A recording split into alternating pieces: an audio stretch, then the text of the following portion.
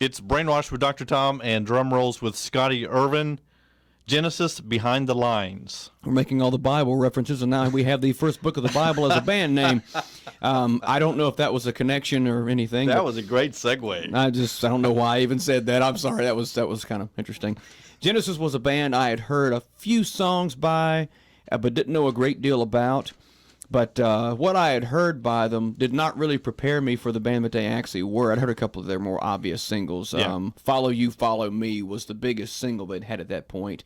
And there was one other song that was a bit more intriguing to me called Robbery, Assault, and Battery that was not a hit for them. It was on an album called Trick of the Tail. Mm-hmm.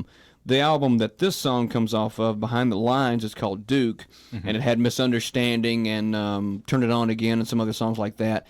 So that's actually what I heard first when I bought the album. But opening it up is a much more dramatic piece called Behind the Lines.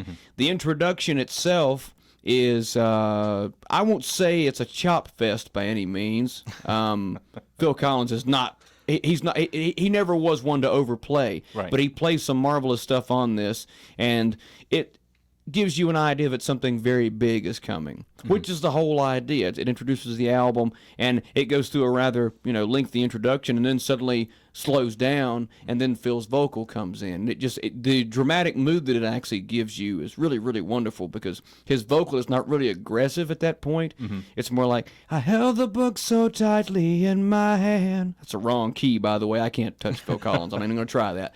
But I like that a lot, and that kind of stayed with me as far as, dynamics, dramatics, using the drums to give a state of, hi, we're here, kind of thing. Of course, every other instrument in the group was being used for that as well, but it still gave me an idea of why, there's a reason the drum line leads the marching band. And since I was in the school band at this point, I began to understand a bit more what drums could do if the right person was playing them, which I was trying to be that right person. Had no idea how to be, but I was hopefully shooting for it at that point. But something kind of similar with that mindset.